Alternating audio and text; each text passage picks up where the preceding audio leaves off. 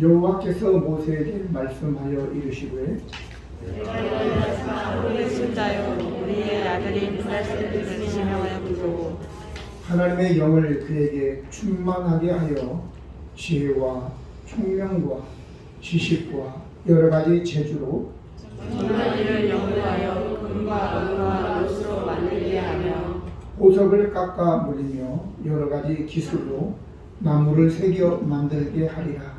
내가 또한 잔치와 당신의 아들 오홀리아고 세모와 함께 하였으며 지혜로운 마음이 있는 모든 자에게 내가 지혜를 주어 그들의 내가 내게 명령한 것을 다 만들게 할지니 곧 회막과 증거궤와 그 위에 속죄소와 회막의 모든 기구와 상과 그 기구와 수분 분자들과 그 모든 기구와 분양나무라 번제단과 그 모든 기구와 물두멍과 그 받침과 제사들은 하늘에 있는 존귀하게 짜르고 곧 제사장 아론의 성의와 그의 아들들의 옷과 같이 읽습니다. 향유와 성소의 향기로운 향이나 물은 내가 내게 명령한 대로 그들이 만들지니라. 아멘. 사람은 자기가 뭔가 되고 싶다고 해서 되는 것도 아니고 또 뭔가를 하고 싶다고 해서 할 수 있는 것도 아니잖아요. 잠언서 16장 9절에 보면 사람이 마음으로 계획할지라도 그 걸음을 인도하시는 이는 여호와시니라 라고 말씀하였습니다. 우리 모두가 태어나기 전에 이미 사실은 하나님께서 우리에 대한 계획을 다 가지고 계시고 또 우리들에게 다 무언가 사명을 심어 주셨죠. 우리가 잘 아는 대로 송사리가 뭐 좋은 음식 먹고 비타민 먹고 또 링거를 맞는다고 임어드는 건 아니잖아요. 송사리는 송사리로서의 DNA를 가지고 태어났다라고 하는 것입니다. 그렇다고 해서 우리가 너무 우리 자신에 대해서 비하할 필요는 없고 하나님께서 우리 각자에게 이러한 태어나기 전에 이미 우리에게 사명을 주셨다는 것을 말씀드리는 겁니다. 예레미야 1장 5절 보면 내가 너를 모태에 짓기 전에 너를 알았고 내가 배에서 나오기 전에 너를 성별하였고 너를 여러 나라의 선지자로 세웠다 이렇게 말씀하셨습니다. 그럼에도 많은 사람들이 어떻게 살아야 되는지 무엇을 위해 살아야 되는지를 모르고 방황하며 헤매고 있는 것을 우리는 알 수 있지요. 뿐만 아니라 창세기 25장 22절과 23절에도 야곱과 에서에 대해서 얘기하면서 임신한 리브가에게 큰 자가 작은 자를 섬길 것이다 라고 얘기를 하였습니다. 이 성경 구절들을 보면 우리가 어떤 자가 되기 전에 이미 하나님께서 결정하셨다는 것이죠. 그런데 예레미야와 야곱과 에서만 그랬겠느냐라고 하는 것입니다. 아닙니다. 이 세상에 존재하는 모든 인간들은 다 하나님께서 무언가를 하나님의 뜻 가운데 하나님의 나라를 위해서 일하도록 사명을 주어서 우리를 땅에 보내신 것입니다. 로마서 9장 10절로 16절 보면 좀 더 이해가 깊어질 텐데 그뿐 아니라 또한 리브가가 우리 조상 이삭 한 사람으로 말미암아 임신하였는데 그 자식들이 아직 나지도 아니하고 무슨 선이나 악을 행하지도 아니한 때에 택하심을 따라 되는 하나님의 뜻이 행위로 되지 않고 말미암지 않고 오직 부르시는 이로 말미암아 서게 하려 하사 리브가에게 이르시되 큰 자가 어린 자를 섬기리라 하셨나니 기록된 바 내가 야곱은 사랑하고 에서는 미워하였다 하신 것 같으니라. 그런즉 우리가 무슨 말을 하리요? 하나님께 불의가 있느냐? 그럴 수 없다. 모세에게 이르시되 내가 긍휼히 여길 자를 긍휼히 여기고 불쌍히 여길 자를 불쌍히 여기시리라 하셨더니 그런즉 원하는 자로 말미암도 아니요 다름질하는 자로 말미암도 아니요 오직 긍휼히 여기시는 자로 여기시는 하나님으로 말미암는다라고 말씀하셨습니다. 말씀을 준비하다가 어떤 예화를 하나 발견하고 이해하는 데 참 도움이 되겠다 하여 소개를 드립니다. 어느 날 하나님의 뜻을 집행하는 천사가 있었는데 모세가 그 천사에게 내가 당신과 동행하기를 원합니다 라고 얘기하니까 그 천사가 힘들 텐데 그리고 자꾸 이 모세를 떨궈내려고 밀어냅니다. 근데 모세는 아닙니다. 내가 할 수 있습니다. 그래서 이제 모세와 이 천사가 동행을 하게 되는데 둘이 가다가 배를 타게 됩니다. 근데 그 뱃사공이 배 선장이 얼마나 자기들에게 친절하게 대하는지 감동적일 정도로 친절하게 대하는 거예요. 근데 갑자기 천사가 중간에 가다가 배에 구멍을 내는 거예요. 그래가지고 배가 가라앉아 버렸어요. 그래서 배 안에 있는 물건들이 전부 다 물에 가라앉고 겨우 사공과 거기에 탄 사람들만 목숨만 살게 된 거예요. 이 모세는 너무 황당하고 당혹스러워서 왜 그러냐고 따지는데 묵묵부답에 답을 않는 거예요. 또 한참 가다가 길을 가는데 선하게 생긴 청년 하나를 봤어요. 근데 이 천사가 다짜고짜 가서 죽여버리는 거야. 아니 도대체 왜 그러느냐고. 그러니까 천사가 화를 내면서 꾸중하는 거예요. 그러니까 내가 당신 보고 당신이 나와 함께 할 수 없다고 따라오지 말라고 했잖아요. 그리고 또 한참 가는데 어느 마을에 들어갔습니다.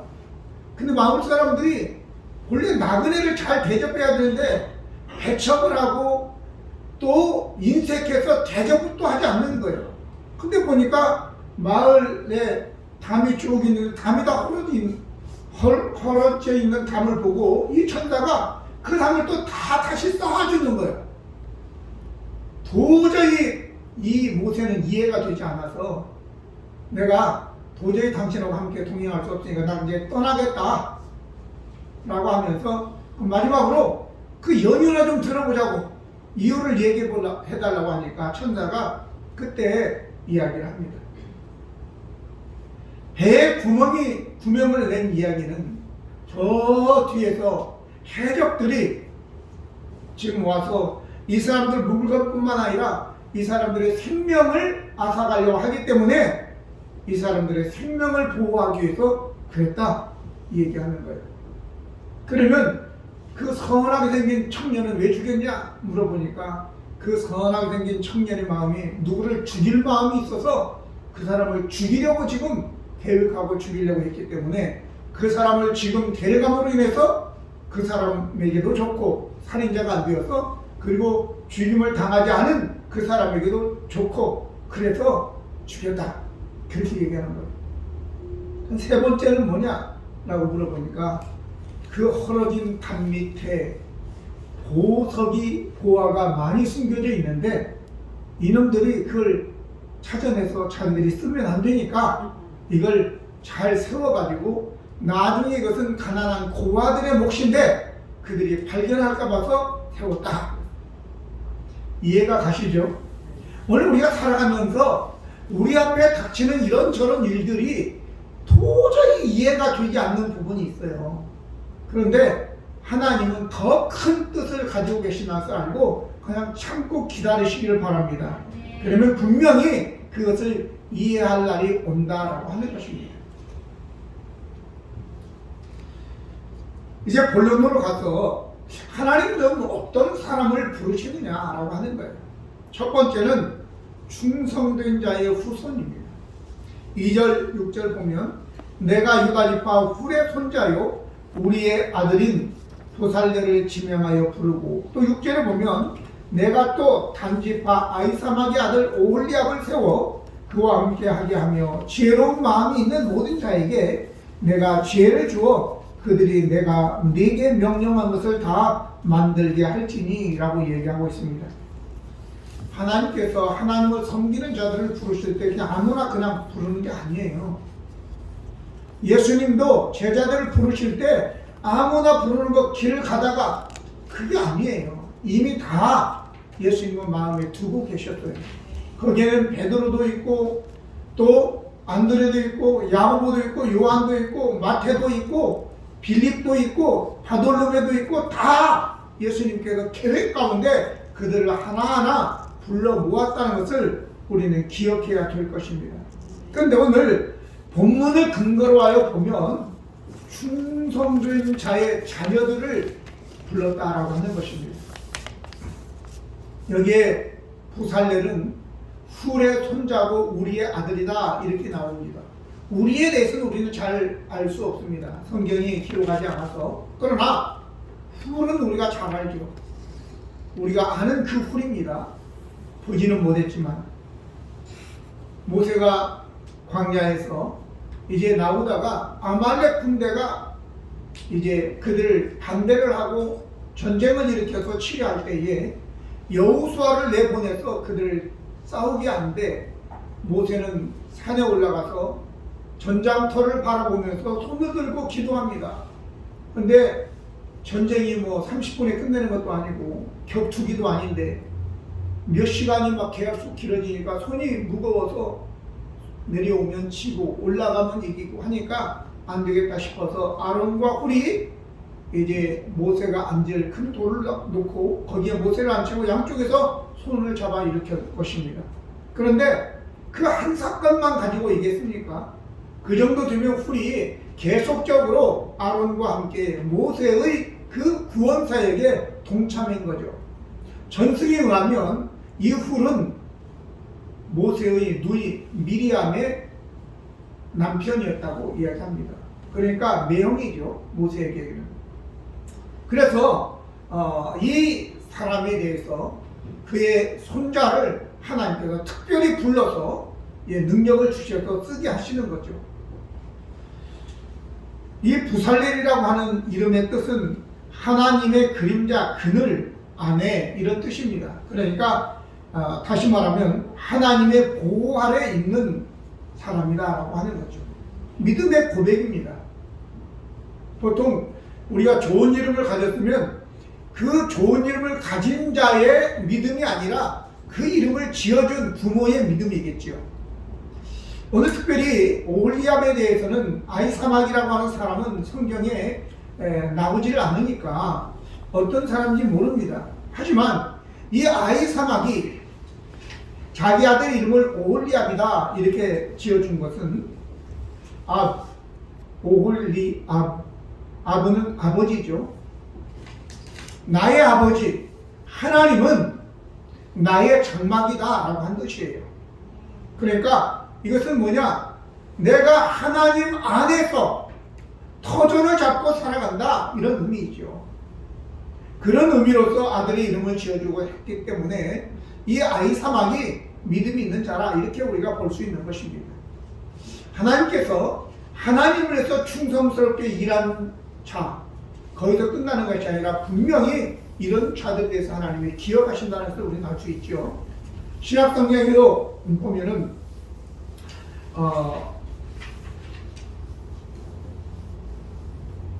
마가복음 15장 21절에 보면 구레네 시몬에 대해서 이야기합니다.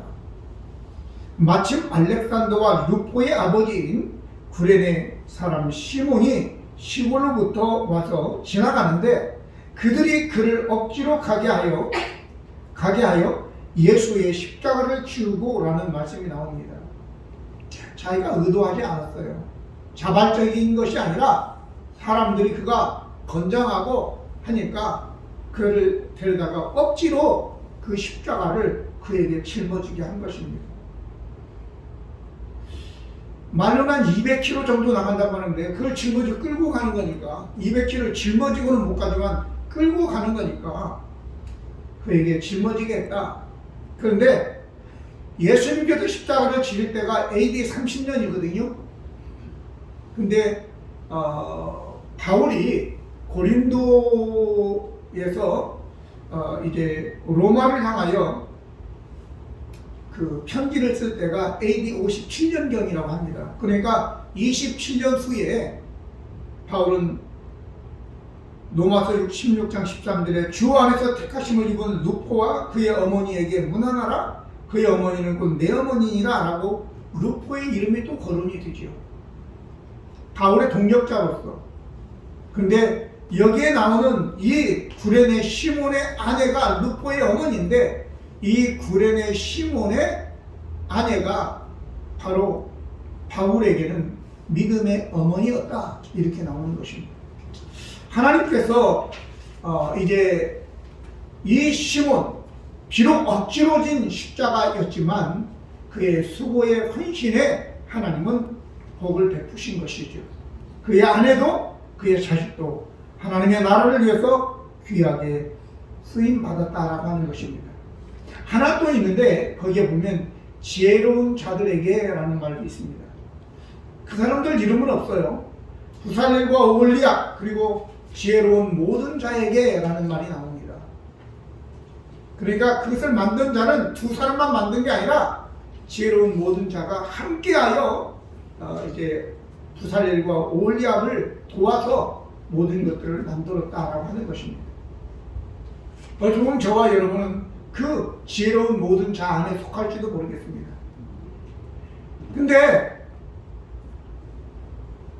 여기에 의문점이 지혜로운 모든 자에게 지혜를 주셨어라고 얘기하죠. 그게 무슨 얘기겠느냐? 그들의 마음속에 하나님을 향한 선한 마음, 사랑하는 마음, 존중하는 마음, 하나님을 위해서 내가 헌신하고 봉사하고 일해야 되겠다라는 그런 마음이 있었다라고 하는 것이죠. 그런 자들을 하나님께서 이제 성령을 충만하게 주셔서 하나님의 일을 감당하게 하는 것입니다. 오늘 저와 여러분이 내가 오늘 하루를 살아가면서 어떻게 사느냐, 이것은 바로 우리 후손들의 앞길을 또 정할 수도 있는 것입니다. 그러니까 오늘 하루 여러분들이 성실하게 하나님을 위해서 살아가시기를 바랍니다. 그러면 우리 자녀들을 위해서 선한 씨를 뿌리는 거죠. 두 번째는 하나님은 부르신 자들에게 성령으로 충만하게 하신다라고 하는 것입니다. 3절 보면 하나님의 영을 그에게 충만하게 하여 지혜와 총명과 지식과 여러 가지 재주로 이런 말씀이 있습니다. 그래서 쭉 이제 뒷부분에 보면 내용들이 어떤 것들을 만들었다 이렇게 나오는데, 아무리 머리가 좋고 공부를 많이 한 사람이라 하더라도 땅에 속한 자가 어떻게 하늘에 속한 것을 알 수 있겠습니까? 한 번도 보지도 못했는데, 과거에 오래전 얘기인데, 이제 저 부시맨이라고 하는 그 영화가 있었죠. 보셨나요? 그 영화를 보면 비행기를 타고 가다가 그 뚜껑이 없는 그 비행기 있잖아요. 옛날에 타고 가다가 콜라를 먹고 콜라병을 그냥 던져버려요. 근데 이 사람들 하늘에서 뭐가 떨어지는데 보니까 콜라병인데 뭔지를 알아? 모르죠. 그걸 돌려주려고 이 사람들은 비행기를 일단 막 달려가는데 결국은 비행기가 놓쳤어요. 비행기를. 그래서 이것이 뭔가, 이게 하늘에서 떨어졌는데 마치 하나님을 섬기듯이 섬기는 거예요. 우리나라, 내가 그런 예를 한번 들은 적이 있어요. 오래전 얘기인데, 우리나라는 오래전부터 상가에 그냥 우리가 다니다가 용변이 말이 오면 어떻게 할 수가 없잖아요. 상가마다 다 열쇠로 잠궈 놓죠. 근데 저 아프리카 초원에 그 사람들이 한국에 어떻게 해서 왔어. 근데 보니까 건물마다 다 이거 잠궈 놨어. 그럼 뭘로 생각하겠어요? 저기에는 아주 귀한 보물을 넣어뒀나 보다, 이렇게 생각하지 않겠어요? 그러니까 자기들의 문화에 없는 것들을 만든다, 이건 상상이 안 되는 거죠. 그래서 하나님께서 이러한 자들에게 뭘 주셨다고요? 성령을 주셨다. 근데 하나님의 영을 이라고 얘기했는데, 아무리 똑똑한 사람도 땅에 속했기 때문에 하늘에 속한 하나님의 일을, 하나님의 명령을 할 수가 없죠. 왜? 이 현존하는 세계에는 그런 것이 존재하지 않기 때문에 아무리 상상을 해도 만들어낼 수 없는 거예요. 그래서 하나님께서 하나님의 영을 그들에게 충만하게 하셔서 그 일을 하게 하신 것입니다. 하나님의 영을 일곱 영 또는 하나님의 일곱 영이라고 계시록 3장 1절, 4장 5절, 5장 6절, 이사야서 11장 2절에는 여호와의 영 이렇게 얘기했습니다. 그러면서 특별히 이사야서 11장 2절 보면 그의 위에 여호와의 영 곧 지혜와 총명의 영이요 모략과 재능의 영이요 지식과 여호와를 경외하는 영이 강림하시리니 라고 얘기하고 있습니다. 여호와의 일곱 영이다 그러면 성령께서 일곱 가지의 역할을 하는 모략, 지혜, 총명, 재능 그런 의미보다도 완전한 영이시다. 모든 면에서 우리가 하나님의 사람으로서 살아갈 때에 해야 될 모든 것을 깨닫고 할 수 있는 능력을 주시는 분이 바로 일곱 영, 하나님의 일곱 영, 성령이다 라고 하는 의미이죠. 그런데 하나님의 일곱 영이라고 하는 책이 키치 밀러라는 사람이 쓴 책이 있는데 잠깐 인용을 하겠습니다. 지혜의 영은 뭐냐? 평범한 인간의 능력을 훨씬 초월하는 하늘의 일들을 행할 수 있는 초자연적인 그러한 능력이다. 총명의 영은 여기저기 흩어져 있는 지식들을 가지고 모아서 통합하는 그러한 것을 얘기한다. 우리가 성경도 우리 스스로 이해할 수 있는 부분이 아니잖아요. 그래서 누가복음 24장 45절에 이에 그들의 마음을 열어 성경을 깨닫게 하시고라는 말씀이 있잖아요. 영적인 거기 때문에 이 성령께서 깨닫게 하셔야지만 깨달아진다라고 하는 것이죠. 모략의 영이라고 하면 다른 말로는 지략의 영, 전략의 영입니다. 제가 사도행전 6장 8절 권능이 임했을 때 그 권능은 어떤 권능이냐 라고 얘기할 때 설명을 여러분들에게 드렸지만 바로 이 지략의 모략의 영과 전략 같은 얘기인데 바로 권능의 영과 같은 맥락에서 함께 가는 것입니다. 그래서 성령이 임하면 너희가 권능을 받는데 그 두나미스라고 하는 그 권능이 어떤 권능이냐, 병을 고치고 귀신을 여쫓는 그러한 권능뿐만 아니라 교사들은 학생들을 잘 쉽게 이해하기 쉽게 가르칠 수 있고 연구원들은 뭔가 여기에 보면 통합적 사고를 가지고 뭘 만들 때 이렇게 만들어낼 수 있는 그런, 이게 그냥 머리면 안 돼요. 사람도 보통 사람들 한 100 정도, 120 이해하겠지만 진짜 똑똑한 사람은 160, 200도 있고 막 그래요. 어떤 아이가 초등학생인데 큰 도화지, 큰 일절지죠. 큰 거 하나를 딱 놓고 이제 연필을 가지고 그림을 그리기 시작하는 거예요. 조그맣게 톱니바퀴가 계속 물리고 하면서 이게 돌고 막 하면서 하는데 이 전체를 빽빽하게 다 채우는 거예요. 다. 그 머릿속에다가 다 해가지고. 그게 보통 사람이 할 수 있어요?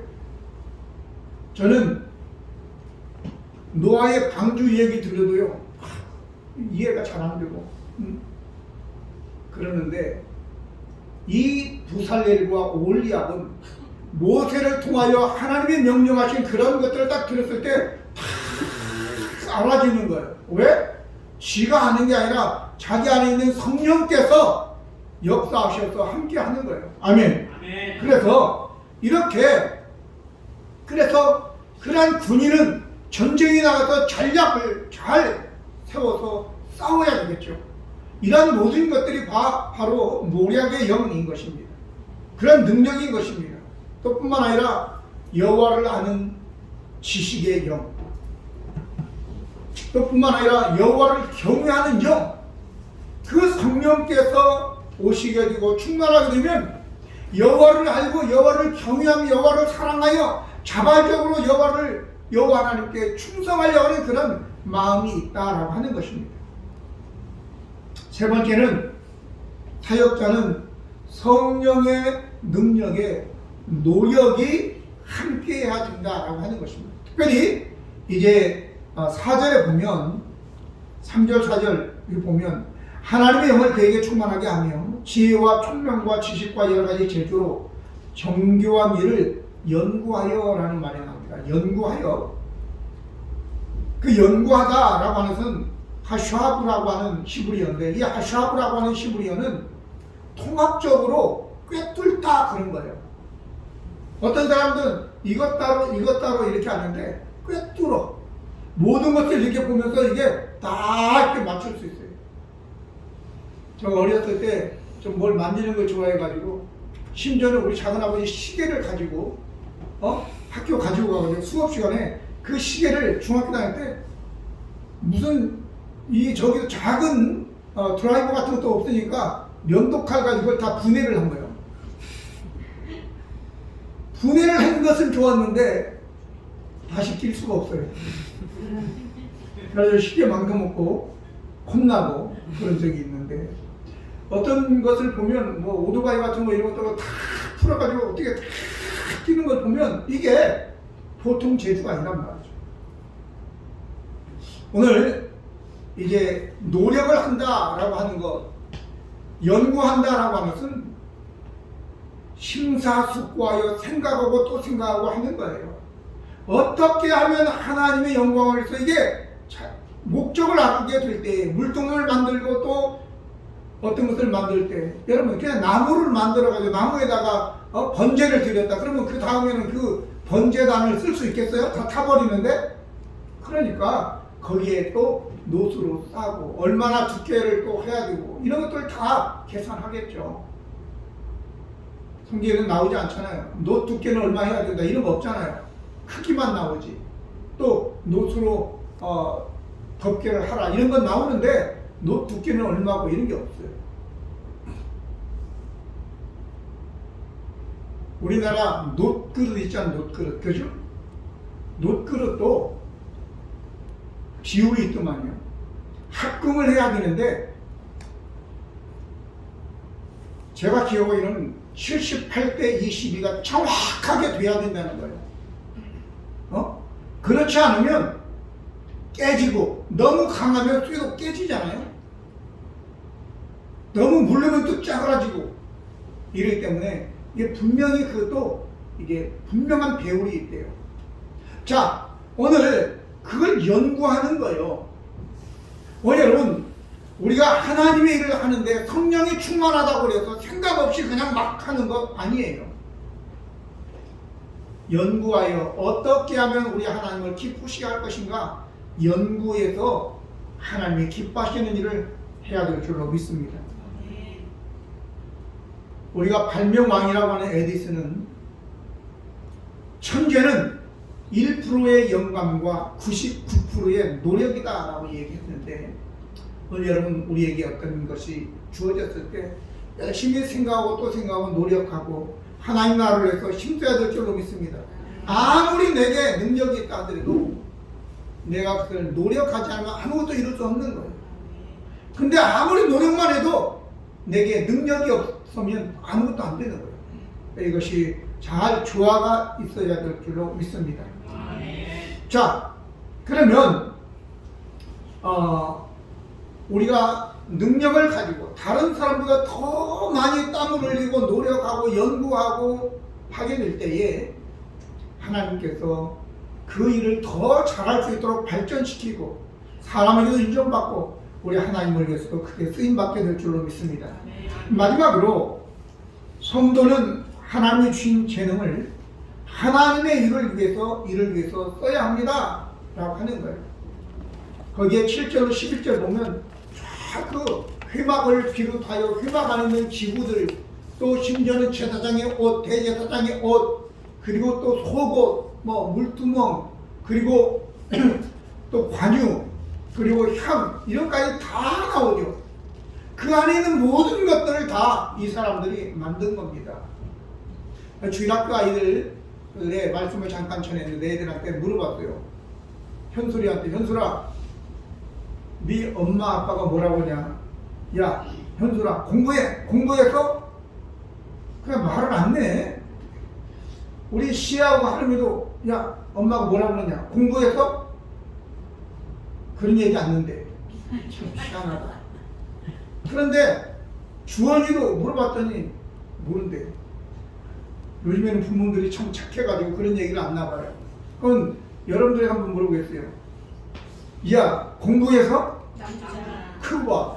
우리 때는 다 그랬는데 왜 그러는지 모르겠어요. 그런데 한동대 초대 총장이었던 김영길 박사가 있습니다.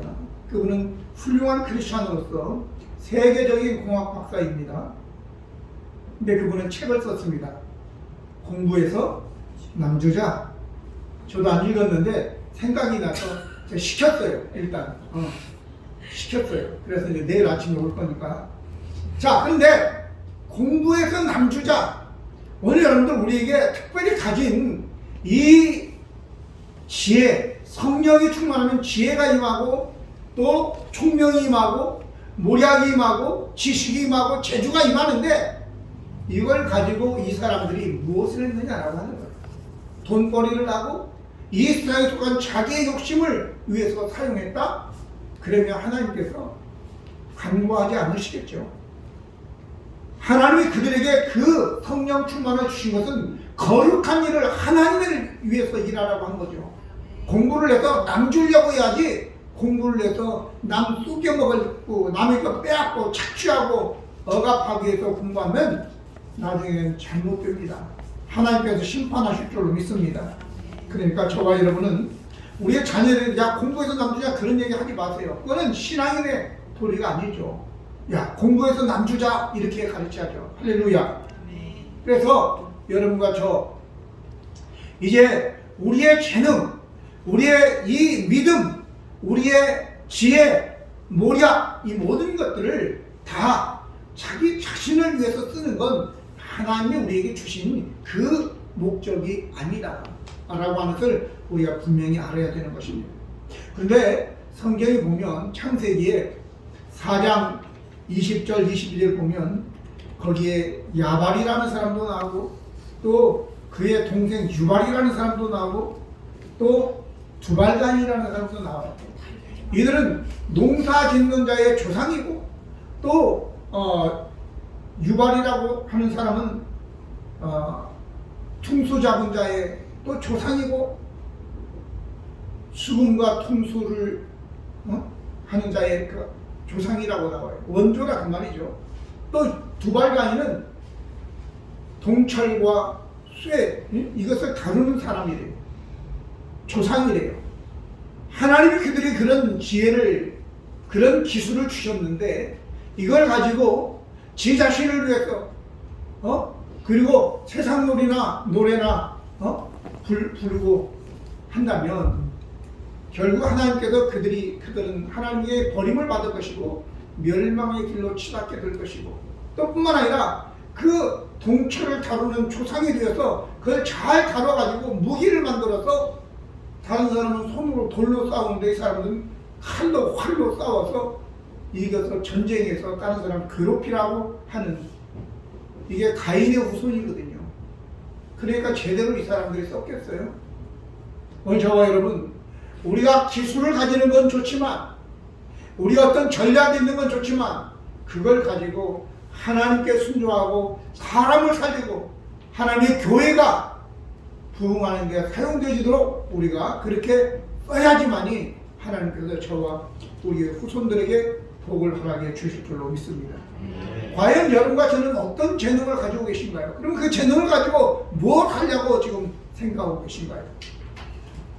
요즘에는 자격증 시대인데 뭔 자격증을 많이 따가지고 과연 이 자격증을 가지고 뭐 하려고 잘 생각하기 바랍니다. 이걸 가지고 누군가를 위해서 돕는 그런 여러분들 될 때에 하나님이 기뻐하시고 저와 여러분을 통해서 하나님의 나라가 점점점 확장되어질 줄로 믿습니다. 기도하시겠습니다. 거룩하신 은혜로우신 하나님 우리 아버지, 하나님께서는 우리가 태어나기 전부터 이미 우리 마음에 사명의 DNA를 허락하셨습니다. 예레미야를 대해서 하나님께서는 여러 나라의 선지자로 택하신 것처럼 우리들도 그리하신 줄로 믿습니다. 이제 하나님께 기도하고 하나님께 어떤 사명을 가지고 살아가야 될 것인지를 묻고 응답받고 확신을 가지고 담대하게 살아가는 우리 모두가 되게 하여 주옵소서. 어떤 재능이 있을 때 이 재능을 가지고 내 욕심을 채우고 사람을 억압하며 내 자신을 높이는 데가 아니라 하나님 나라를 위해서 쓰임받을 수 있도록 우리 자신을, 우리의 재능을 주님께 도록 헌신할 수 있도록 도와주옵소서. 예수 그리스도의 이름으로 기도드립니다. 아멘. 다 같이 자리에 일어나